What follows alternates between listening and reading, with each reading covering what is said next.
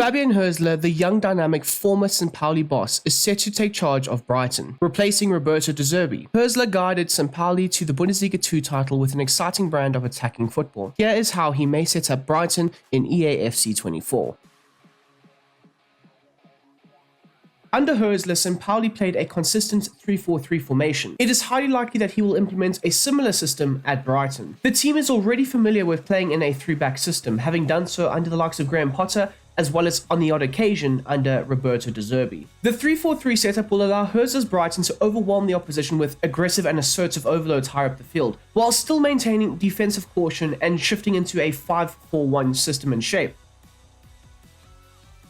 Moving on to Hürzeler's tactical setup and his approach to how he wants his side to go ahead and play, and that starts off with the tactical vision being set to wing play. Hürzeler wants his team to overload the opposition high up the field, and more specifically in the wider channels. Frequent passing patterns will occur between the wingers and the wingbacks, and on the odd occasion, the central midfielders. This approach will allow Brighton to fully adopt Hürzeler's style of play and of course his key tactical principles, often vacating the central zones in the attack. For the defense and the defensive style, it should be set to drop back. This helps form a compact defensive structure as well as the 5-4-1 shape. St. Pauli under Hürzeler would sporadically press on the odd occasion, but they were mainly focused on dropping back and dropping into their defensive shape, making it very hard for the opposition to go ahead and transition and break them down. The team's defensive width should be set to 30, and this will help create a compact structure in the central zones, preventing the opposition from playing in the midfield area. The manager will want his side to cut off the supply line from the central areas of the field, whilst allowing the wider players to try and deal with the attacking threats. The depth of this Brighton side under Hürzeler will be set to 60, as this will provide a cautious approach. Given the way that Hürzeler's sides attack with flooding men forward, the centre-backs need to have a bit more of a cautious approach, looking to not overly be exploited by a few transition attacks from the opposition. Now onto the attacking side of play for this Brighton side under their new manager and how they will look to set up when building up their attacks, and starting off with the build-up play being set to slow build-up. This will prove to be a very similar style to how Brighton sets up under their former manager, Roberto De Zerbi. Under their new manager, this team will look to consistently build out from the back with the goalkeeper as well as the centre-backs being able to play through the opposition's press and be very involved in that first phase build-up play. This approach will help Brighton dictate the pace of play and consistently make sure that they are in control of the various games. The chance creation will be set to forward runs, and this will help Hürzeler's side create those aggressive, assertive overloads that we have spoken about already. Paired up with the fact that the build-up play will be set to slow build-up, this can still help Brighton look to control the game and maintain possession. The offensive width of the side should be set to 90, as this will help stretch the horizontal plane of the attacking setup, pulling the opposition's backline out of their natural shape and creating offensive moves in those wider areas. The players in the box should be set to a very high 9, as this will help overload and overwhelm the opposition's defense and penalty box. And then finally, the corners and the free kicks should be set to 4.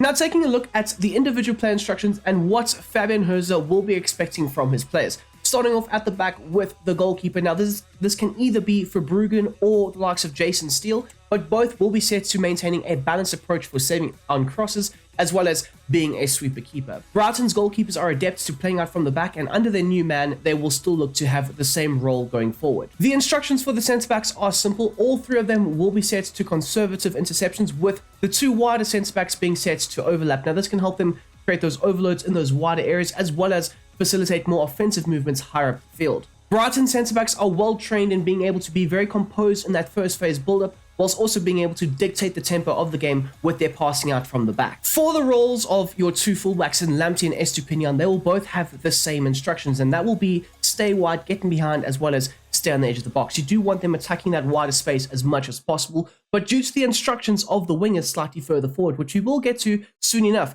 they do tend to alternate between who attacks the half space and who attacks the more wider channel. So you will see a good variation in attacking pattern to that, which I think works very well in FC24, just mixes up the attacking outlets every now and then.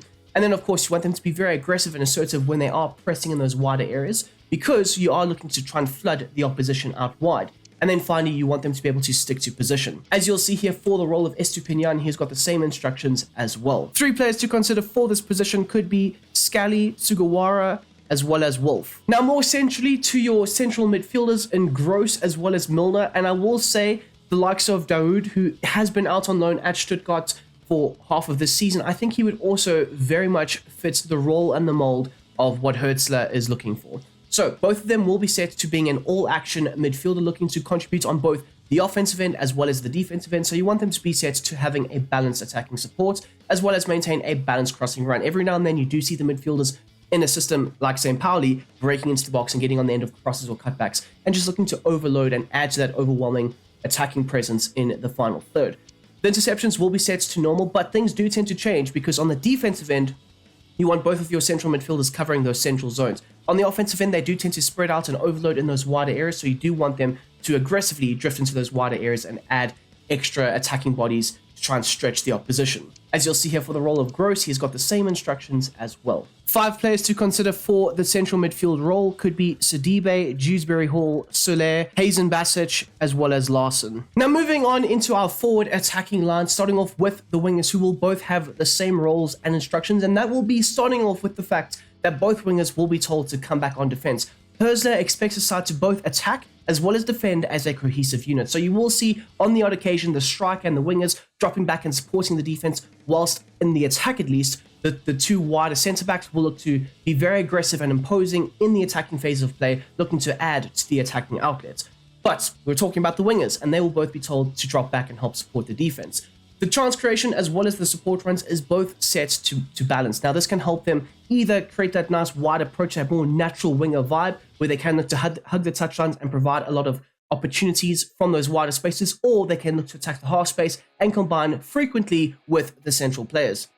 You also want them on the odd occasion to sometimes break in behind using their pace, whilst also looking to come short and have the ball knocked into their feet and looking to again combine with the other players in and around them.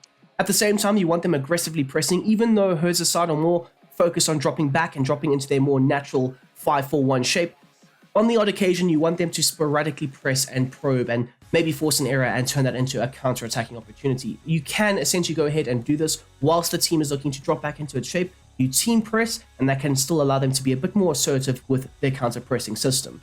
And then finally, for the wingers, you want them to be able to be set to balance crossing runs. As you'll see here, for the role of Solly March, he is set to the same set of instructions as well. 2 players to consider for the wing role could be Reece Nelson or Osman. Finally, moving on to the role of your striker, who will be an all-action attacking phase player who can look to help defend as well as press the opposition when needed and required. So his instructions will be the same for both the likes of João Pedro, Welbeck, as well as, Evan Ferguson. So they'll be set to having a balanced width, allowing them to drift into those wider channels, help, create those overloads if needed, or potentially maintaining a more central role and being ready in the box for the crosses or the cutback opportunities.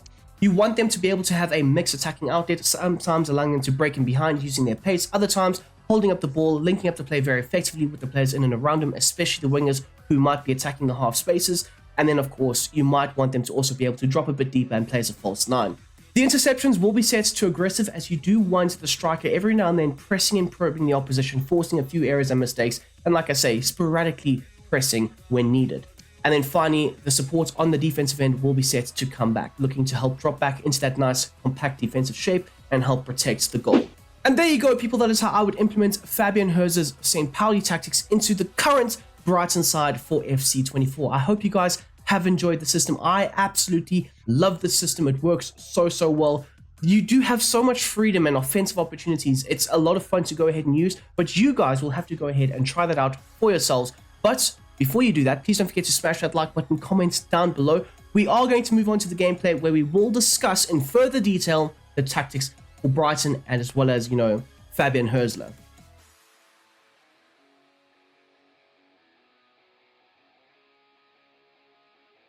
Okay, people, it's going to be Brighton Munich versus the mighty Chelsea.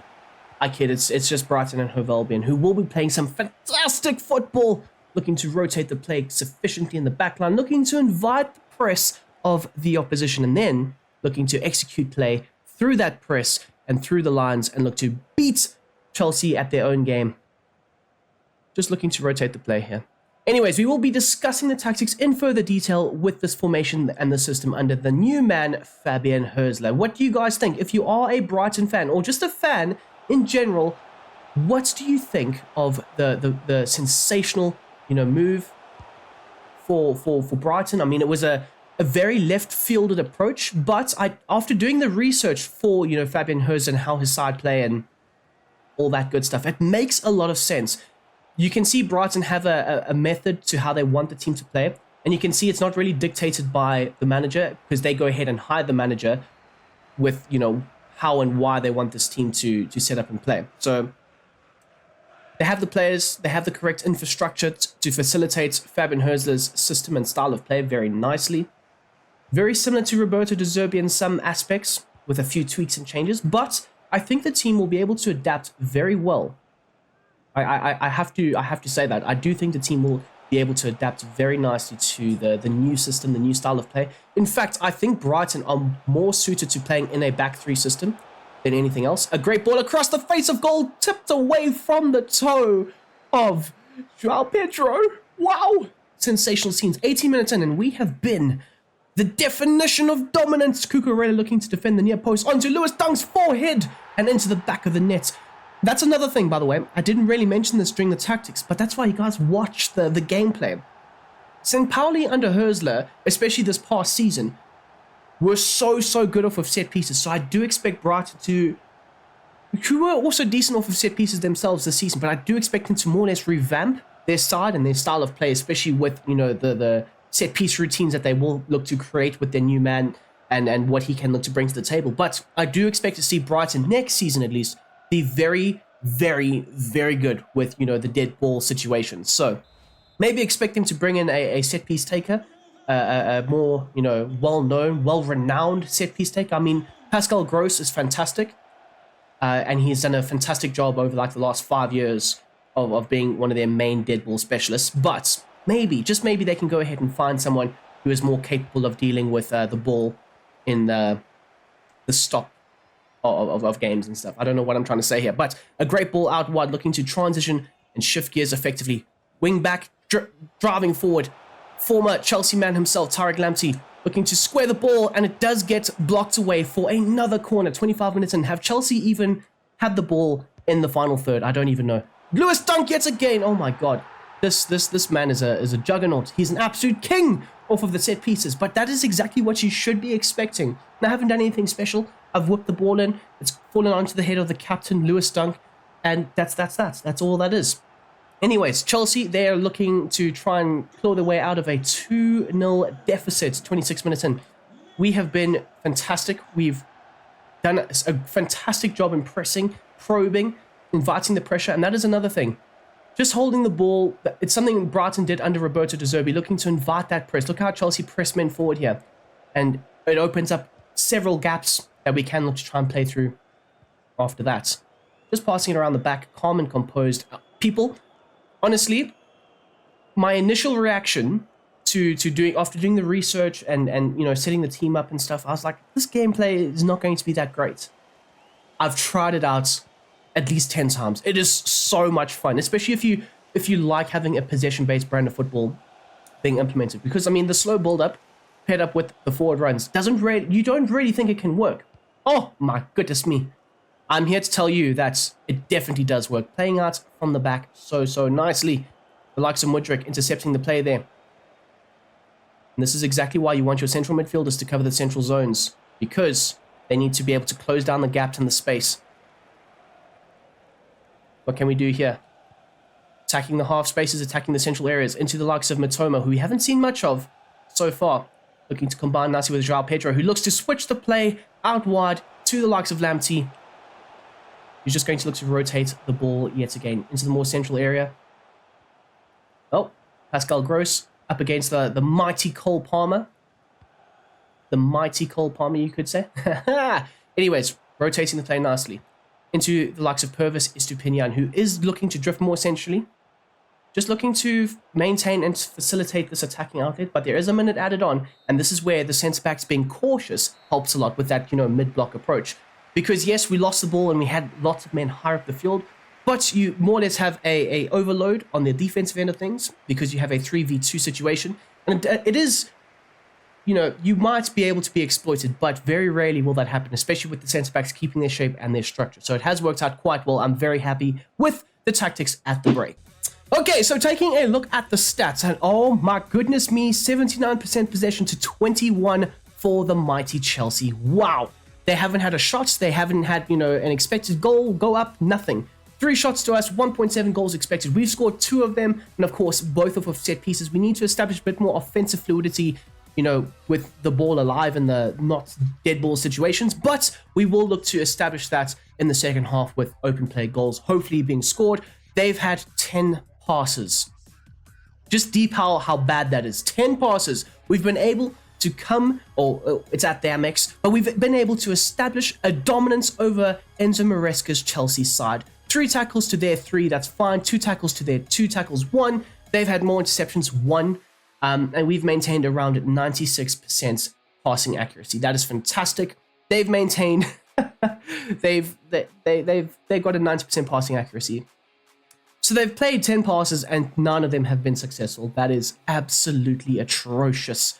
The shot accuracy, however, is at 67% and the dribble success rate is at 98%. I think it's safe to say it is a definition dominance, as Chelsea have had not a lot of the ball. A lot of the ball has been, you know, maintained down those wider areas, which is exactly what we have been trying to initiate for the side, looking to suffocate the midfield, get them out of the game. They have had a little, you know, dark green patch there in the central zones, but it was won back and was circulated back into the play. And as you can see, a lot of our possession is in that backline area, looking to rotate the ball, looking to invite that press, and then effectively play through them.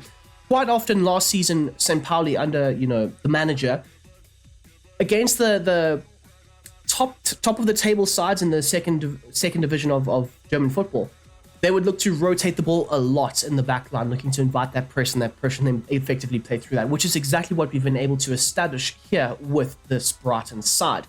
And then, of course, a lot of our attacking outlet has been, you know, facilitated and maintained on the edge of the area, looking to work the ball into those wider zones and then facilitate crosses or cutbacks or just offensive movements. Okay, and then at the break, the passes have been sublime. A lot of passes mixed all over the place, which is exactly what you want. A lot of forward movements, a lot of, you know, quick interchanges between the wingers and the number 9, and of course the central midfielders. And what I like to see, the backline being very involved in, you know, facilitating the attacks and dictating the tempo of the game, along with the goalkeeper, who we have been able to get a bit more involved in that first half. I said in the last, you know, tactics video that I very rarely get the goalkeeper involved, and then in the second half I do. But you know what, we've done it off the bat with the goalkeeper. And as you see there, Chelsea's attacking outlets, their backline have not touched the ball. Their defenders and their goalkeeper they've been ornaments in the side. They haven't been able to do anything. It's been fantastic. It's been sublime. The likes of Cole Palmer trying to dictate as at number 10. He's been able to string together 2 passes only, although that is 20% of their passes. People, when I say definition dominance, this is what it looks like right here. Brighton versus Chelsea in that first half. Simply sensational. I don't know if we will be able to maintain that, because I do think that Chelsea in the second half will be looking to come out and swing against us, but we will be able to effectively test the defensive outlet of the side at least. Okay, so Chelsea will kick things off here. That is pass number 11 and 12. Wow, look at that. They've strung together more passes already, but we've won the ball back. Look at that. Into the centre back, and I do like Igor for the system, I must say. Igor is going to be an absolute unit for us, and as you'll see there, some good overloads already being established. Pascal Gross out wide to the winger. What can Solly March do? Oh my goodness me, he almost was able to squeeze the ball down the byline and almost into the path of Matoma. Now, as you'll see here, the boys are quite happy to drop back and you know, just keep their shape and their system, not looking to overly focus on winning the ball back high up the field. But the minute the opposition, you know, cross over that halfway line, you will see a bit more of a defensive engagement. It's a great ball. Okay, wow. Okay, Chelsea, just like that, 2-1. Now, the other thing I would like to say, the last 2 tactics videos, I've ended up drawing 2-2 with the opposition, whether that's a late goal or just a bad bit of defense from yours truly. Can we get the win? Can we break the deadlock after that amazing first half of dominance? We need to be able to do this, because if I draw again, I'm going to cry. I am going to cry. Oh, God. Okay. Rotate the ball, boys. Rotate the ball. A bad bit of defending. Again, the centre-back's not really doing the job I expected from them. I'm lying to you guys. I'm blaming the centre-backs for me controlling them. Anyways, just rotating the ball. Playing the ball through the lines here. Looking to link up the play with the strike and the central midfielders. and not looking to overly rush things. Yes, we are flooding men forward. There are lots of passing options higher up the field. The centre-backs are looking to play the ball, and get on the ball a bit more, which is exactly what you want. Look at this. This is fantastic. This is brilliant. This is bad because I've given the ball away, and Lewis Dunk is looking to engage with the likes of Christopher Nkunku, who does spin away from his man into the likes of Noni Madueke. We are closing the space. We are applying the defensive pressure. And they whipped in a cross, and it's a great cross. And like I said, Chelsea are going to look to come back in the second half and attack us. But we need to be able to be calm and composed on the ball and play through their aggressive pressing nature. Good play. Matoma down the line up against the likes of Malo Gusto, who has not been able to see out the defensive issue. Oh my goodness me, Gusto with some great abilities to get back and track back and close down the space and make sure Matoma is not there at all. But we've won the ball back. Tariq Lamptey. Good ball out wide. Up against former Brighton man, Cucurella. Just combining nicely there. Look at that. Oh my goodness me. I was too slow with the pass. But the likes of Estupiñán was very much able to break down the left channel, my bad. But Milner does a fantastic... Why? I was not looking to pass the ball there. Madueke playing out from the back. Lovely.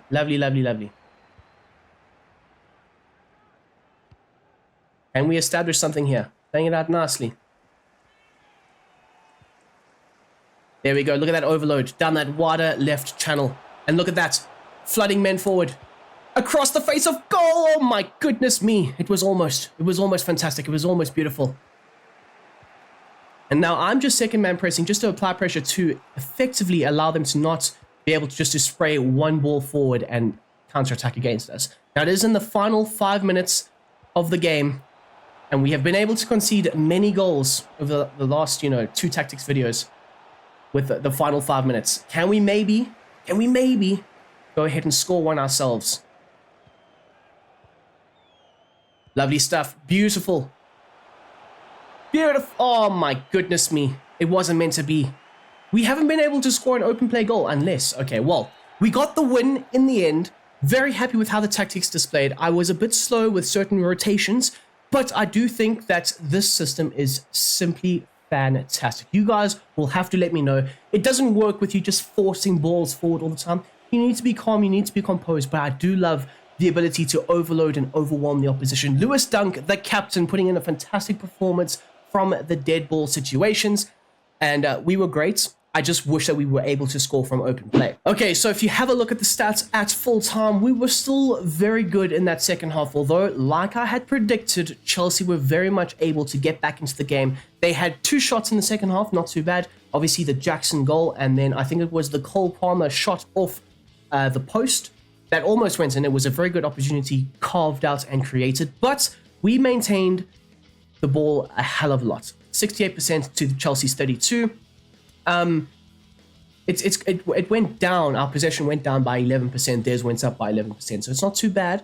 They had 35 passes to our 121. Like I say, you are going to look to rotate and move the ball and facilitate offensive movements to be able to effectively overload and overwhelm. And you will see that there will be a lot of, those little triangle patterns or, passages of play that do occur around the opponent's box. But honestly, people, these instructions, at least in FC24, work very, very well. I'm very excited to go ahead and see next season how the new man can set out Brighton Munich. They will be playing fantastic football, very much like what they did under Roberto De Zerbi. Will they be able to win games? That is something that we'll have to wait for. But if you are a Brighton fan, let me know down below in the comment section. Are you excited for the possible move? If you are just a fan in general and you enjoy watching Brighton play, do you like the move? I mean, personally, I know very little about, Fabian Hürzeler, but from what I've been able to do research on and see, I think it could be a very, very good move for Brighton. So we'll have to wait and see how things go. Until the next time, I hope you guys have a damn great day. Don't forget to smash the like button on the video, subscribe if you are new and you like the content. on the regular, we produce it day in, day out. Anyways, until the next one, until the next time, I hope you have a damn great day. Bye!